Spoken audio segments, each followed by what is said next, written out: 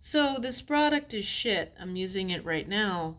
Unfortunately, there's not clear directions, and it comes with more parts than are apparently able to be included in the assembly of it. Um, but I was gonna be like, oh, this product sucks so much, no one should buy it. But upon further investigation, I realized that the name brand of it is so very tiny on the box, and it took me a while to figure out what it was because they know that their product is trash, and they want you to buy more of them, and they want to sell cheap shit that they know is going into landfills. So it would be a lot more convenient if we made it more illegal to make useless shit like that from things like plastic, metal, and electronics. Okay? Putting that out there. Anyway, that's not even what this video is about. This video is about Avatar 2. Okay? I'm going to be talking about it. You know why? Because I love it and I don't give a fuck.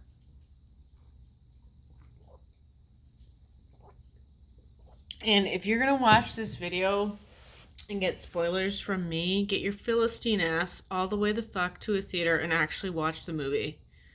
Okay? Because I don't really fucking care to talk to you if you haven't seen this movie, especially for this video. All right? So this video is going to be a lot of fun for me, and I should really be going to sleep right now, but I just saw Avatar 2 for the fourth time. The other three times I saw it in the IMAX, and this time I saw it in the regular theater, which I enjoyed. If I ever remember, we can get back to that. I will say IMAX versus regular theater, and I might also talk about the frame rate if I remember. Anyway, I enjoyed this movie very much. Obviously, I've seen it 4 times, right? Enjoyed it very much. This fucking thing is also giving me weird posture right now. I can't get another shot with this ring light without it being unflattering like this because I can't move the phone anyway that is going to work. But anyway, love this movie. Very repetitive, though. There's some repetitive scenes in it that are almost verbatim same from the first movie.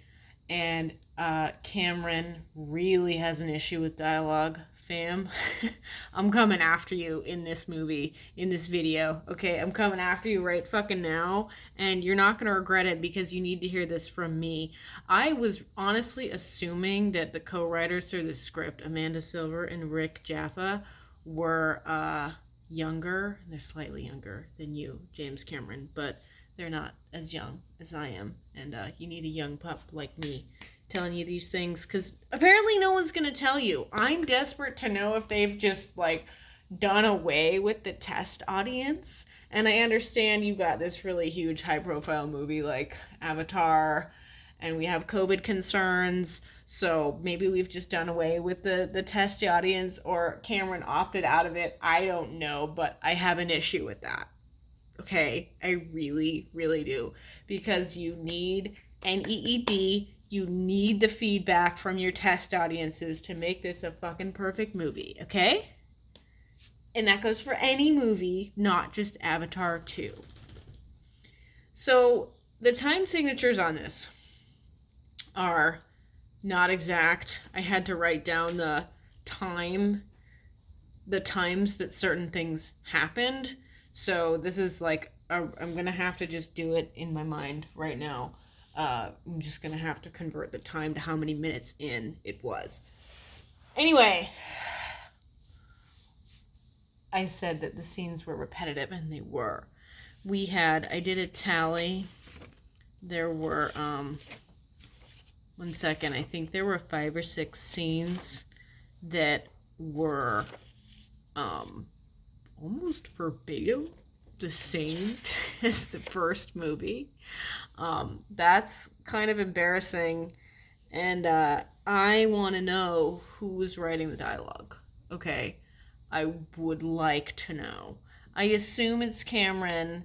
I don't remember the writing credits for the first movie, but I assume it's Cameron because I know his patterns, and I know that this dialogue is very shitty in a lot of the in a lot of the movie, okay? Something I just want to like point out to Cameron is like, bro, you got to be aware of your patterns, okay? It is just really in human nature. It's in writers' human nature to repeat certain things that they've already said or repeat certain things that they've already done. But you got to be aware of that. You know, and you got to edit and you got to make it better. Okay? I know you're capable of doing it. I know that you are. But the whole like joke like who is Sahik shit, like we've heard it, fam. And also being that Avatar takes place, the first Avatar takes place in 2154. I'm sort of confused as to what the timeline is here, because Neteyam, the oldest son, is like practically a man by the time he's a young man. He's practically a man by the time Korach's clone shows up, making him what 18, 19, 20 around there.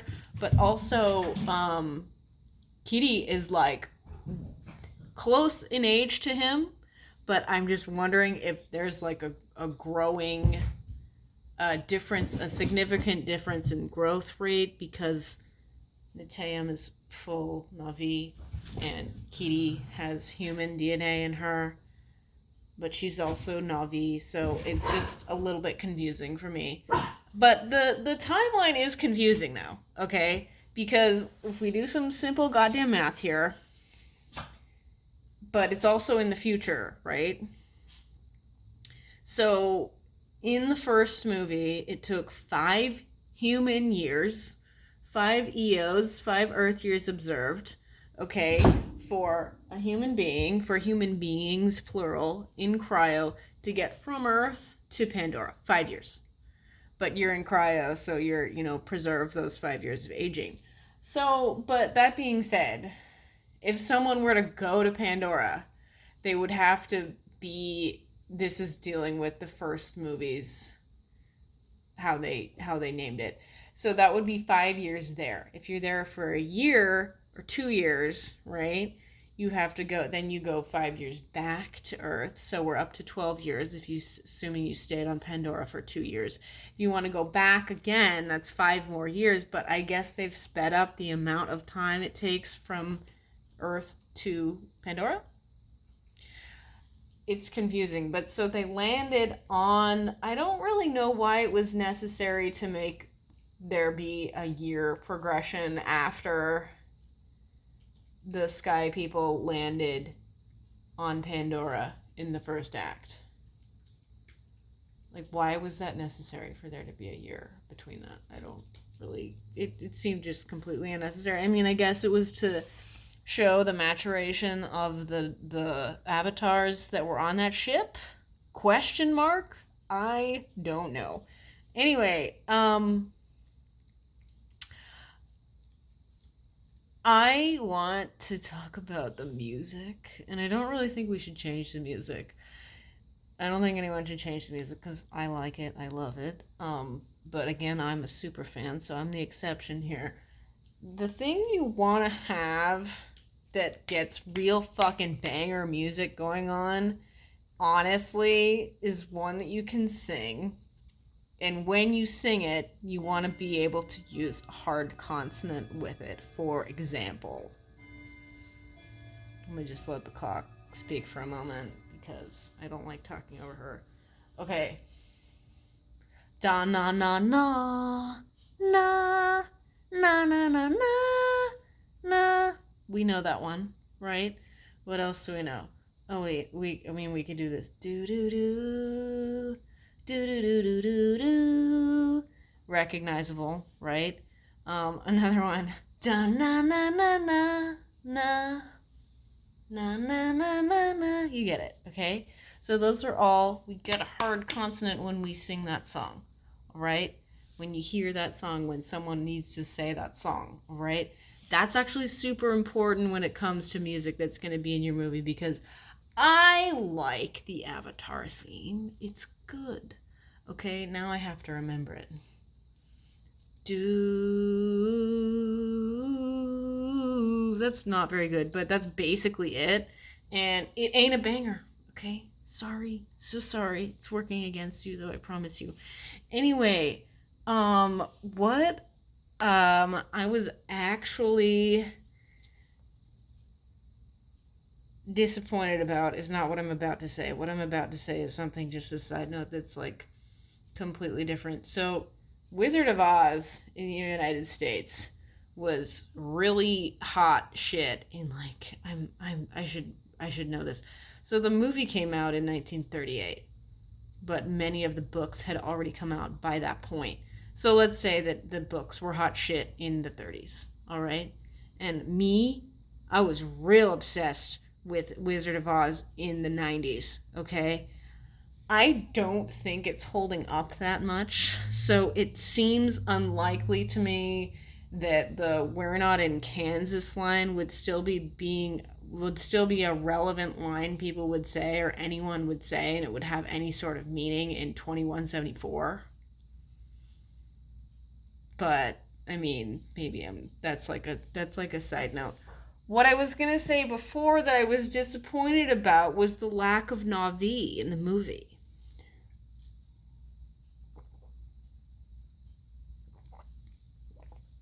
What's really cool about Navi, or any foreign language, but especially Navi, because it only exists in Pandora, right?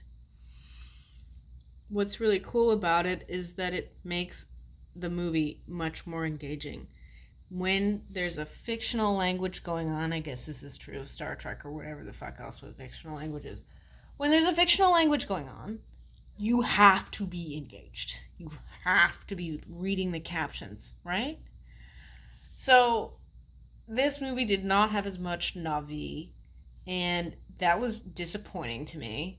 We didn't really learn any new phrases. I recognized a lot of the phrases because wait now and I speak that shit. I understand a lot of it.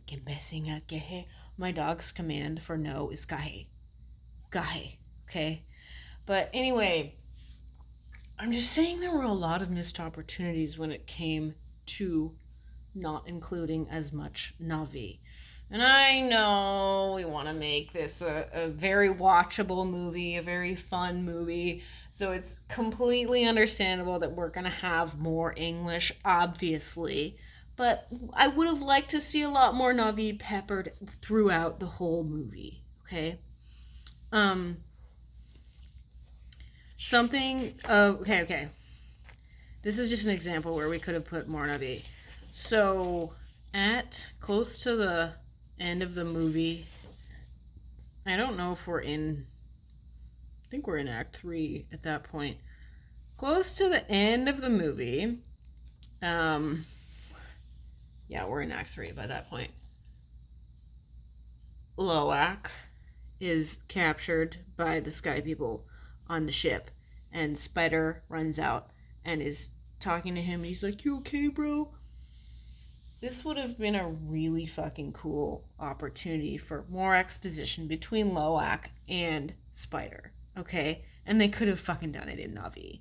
All right, those are some young pups, so I know they're not super experienced in acting yet, nor are they super experienced in improvising or script writing, but I digress. What would have been cool is Spider could have been like, "Oh, you okay, bro?" But he could have said it in Navi, or he could have said it in English. But Loak could have like turned on him. Okay, before I get into how we could have done this scene a lot better, let's talk about the fact that I've seen this movie 4 times. Okay, and that was and when he's like, "Yeah, cuz never better," 100% of the time, no one laughed. I know that was an attempted joke, Cameron, but it ain't working. Your jokes are not hitting, fam. They're not hitting. But anyway, what I'm saying is, what could have happened between Loak and Spider is Spider could have said, "Hey, you okay, dude?" Loak knows what Spider has done. He knows that Spider brought them there. He knows Spider too. But at this point, he could have been like, "What the fuck is wrong with you? I know you brought these people here to me." In Navi. And Spider could have responded also in Navi. So that would have been some more cool exposition that we did not get. Um, yeah, your jokes are not hitting, bro. They're not. Okay, I'm sorry. They're really not. They're like really not hitting. You got honestly, most of the times that I've seen that movie, we get a grand total of 2 laughs. And I saw this opening night. Okay, I went with the rowdiest crowds out there because I prefer the rowdier crowds. They're not that rowdy in Portland, unfortunately, but you understand my meaning. Okay, I love a rowdy crowd. I love a loosened crowd. When you loosen the crowd up more, people are a lot more emotional. People cry more. They laugh more. When you loosen them up, they're just in a better mood generally. So you gotta loosen these fans up, Ming, for real. You do. Um, I feel like I was gonna say something else about that. Um, okay. What I want to say, and this is like a technical issue as well, but when Kitty had her seizure and Nitayam pulled her out of the water and he had her above water with the elu, I would have liked to have seen proper CPR technique. I don't know why zero movies can accurately portray CPR. Okay? It's like really serious, honestly. Like people, God. I don't have anything I can show you with, but when you're performing CPR on someone, you need to tilt their head back so it opens their airway more. You give them a breath, you give them some pumps, you turn their head to the side so that gravity's on their side when they puke, which they likely would if they were drowning. Okay? So I don't know why we can't do that accurately. Like, please, I'm begging you. I'm begging every single filmmaker out there. If you ever put CPR in your movie, just do it properly. Okay? It's not fucking hard. Please. Anyway, I don't want to just trash this movie this whole time because I loved it, obviously. And I'm probably gonna see it all again in all likelihood. I am not gonna watch the whale get killed again. This time, I left the theater during that scene, because it upsets me. Oh my god, it upsets me a lot.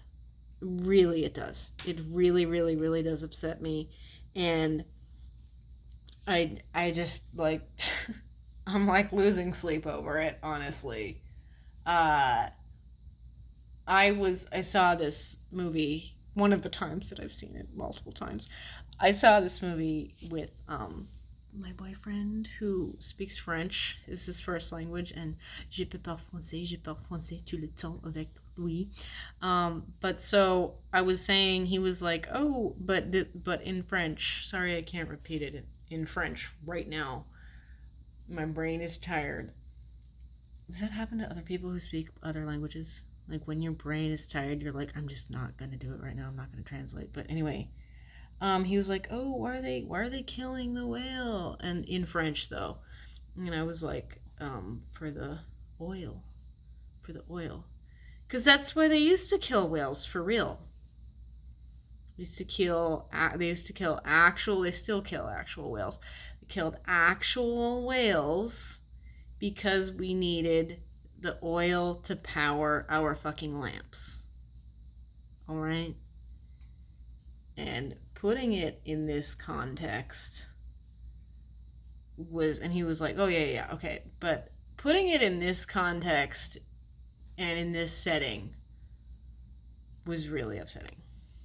And I'm not going to stop being upset about it, honestly. I loved this movie though. I loved it. I adored it. It was great. It was fun. It was so much fun to watch. I love the visuals. Obviously, they're just outstanding. Like, truly, I get emotional at a lot of the visuals too. Like, the scenes that are just like, shit. Like, whoa. Like, those get me every time. And I tear up, okay? I do. I gotta say it. I gotta say it. I more than likely have more praise ready after this. But the thing I've gotta say is, why the fuck are you using papyrus? I want to know. Because I was sitting behind some guys who were about my age, and I could tell that they were both film nerds. At least one of them was a film nerd like me. But I don't even know which one said it. But as soon as there was a caption for Navi on the screen, the guy behind me was like, "Oh, papyrus." I'm so confused as to why you would use that really, really shitty font. It doesn't even really go with the movie. I don't, I am not in support of continuing to use papyrus. I think you would do well to, update the look of the movie a little bit. Cause like, ma'am, it's fire as fuck. It's dope as fuck. Trust me, it really is. But like the style, I'm kind of like garnishing from you is like, this is sort of like a more 90s looking movie. That's likely why I love it so much. And I'm into keeping that general aesthetic. But you gotta stop with the papyrus, okay? People would feel better about Helvetica even, okay? For real, even though Helvetica's overused too. Come up with your own font. Come up with an avatar font, you know? I have the best idea for Avatar 4. Trust me, I do. I'm not going to say any of it on camera because I don't feel like it and someone's going to steal my ideas. But I really do have the best possible idea for it. And I'm telling you, there is no reason that Neytiri would ever go to Earth. The only reason she would ever go to Earth would be if someone had taken her children to Earth. And that's not going to happen. That is not going to happen.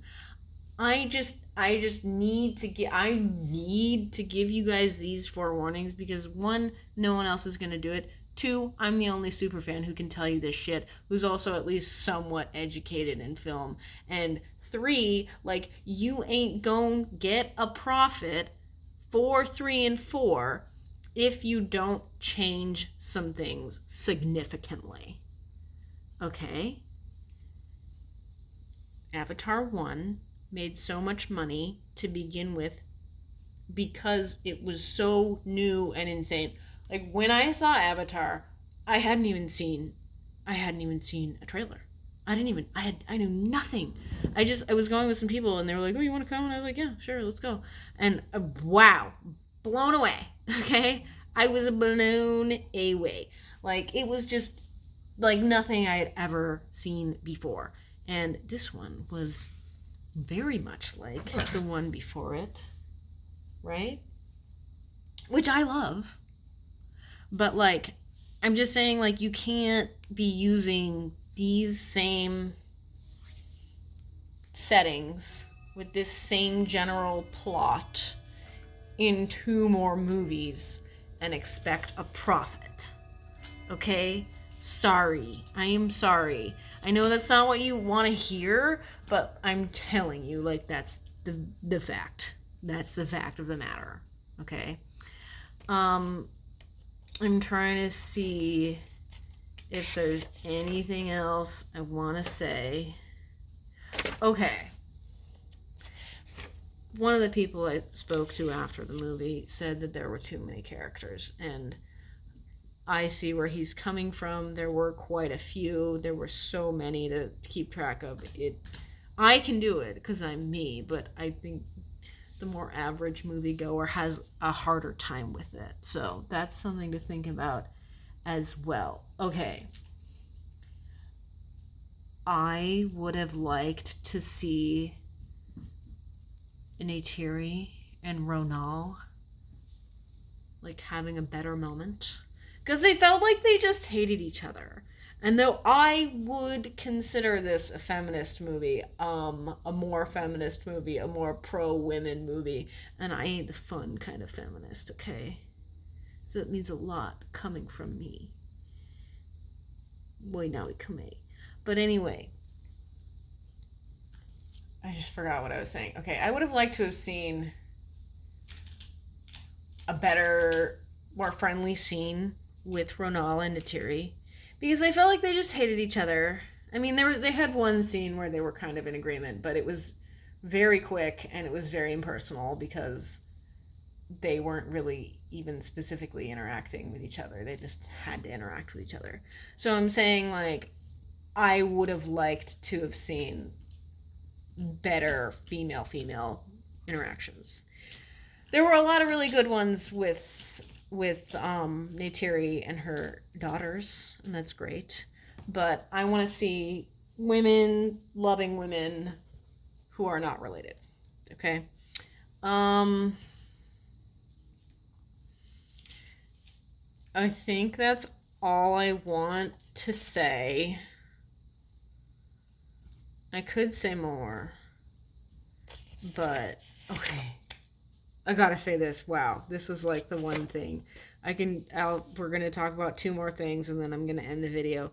First being the question of digits, and the second being the frame rate. Why does Took and Netaim have 4 fingers, but Loak and Kiri have 4? Sorry, did I say that right? Netaim and Took have 3 fingers. They have 4 digits total, and Loak and Kiri have 5. What's going on there? I'm confused. I get it for Kiri because she's like Jake, but like, why do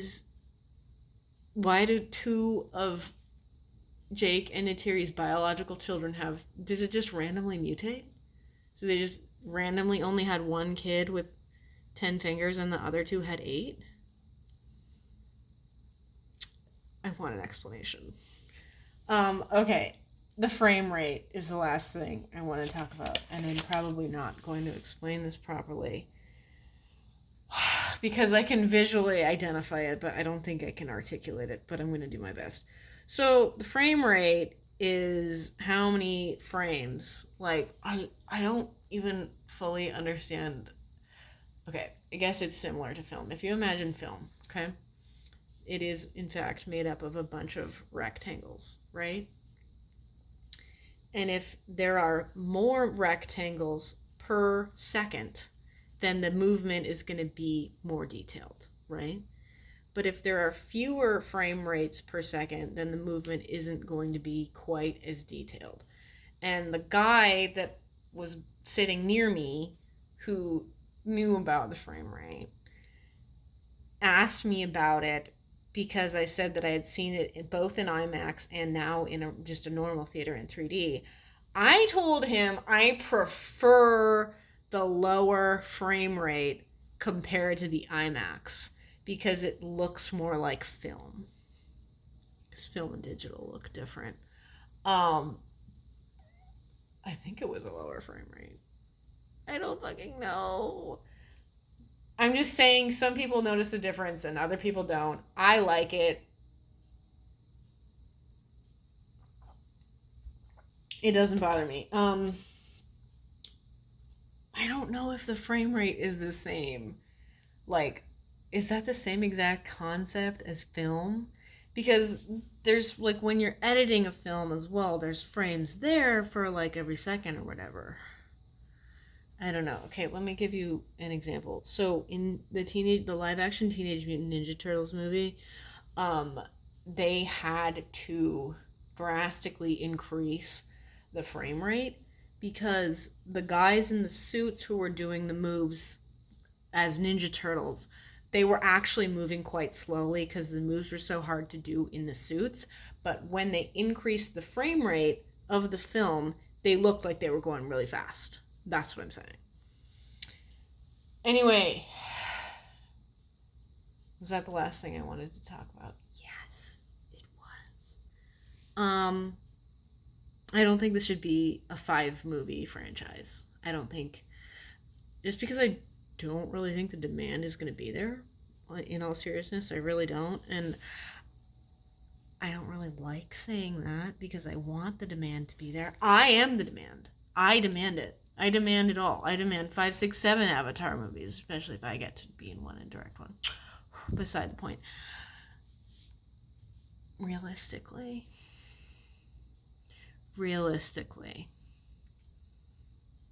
it's not going to happen. 1 or 2 more movies, sure. But don't you want to end it nicely and not in a garbage way? Because a lot of these movies are ended in garbage ways. I'm going to say this, and it's not really related to the film per se, but I got to say it. I don't know who has any say in this. I don't know who decides this. I don't know if it's the studios communicating with the theaters or the advertisers. It's more than likely the advertisers communicating with the theaters. We gotta stop having 25 goddamn minutes of commercials and previews before a movie.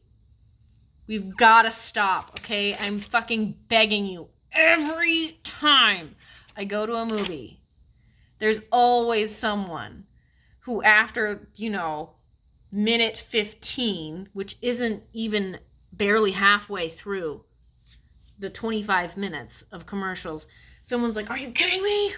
Or someone's like, "Ugh." I always do this just to be like, just because I want to be someone who's visibly annoyed. I'm always like,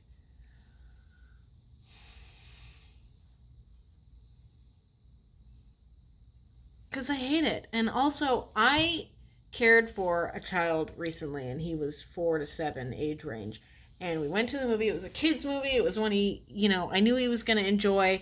But, we were watching the fucking previews. And after every preview, he was like, "Is this the movie? Is this the movie?" He didn't get it. He didn't go to theaters very often. But, still, kids are not going to get that. We need to fucking cut down on the stupid fucking advertisements. Oh my fucking God. By the way, Ant-Man looks horrible. The only reason anyone's gonna go fucking watch that movie is because it was advertised for in Avatar, okay? Cut down on the commercials and the advertisements and the fucking intros and the previews. Please. Okay, I hope you enjoyed my video. Bye.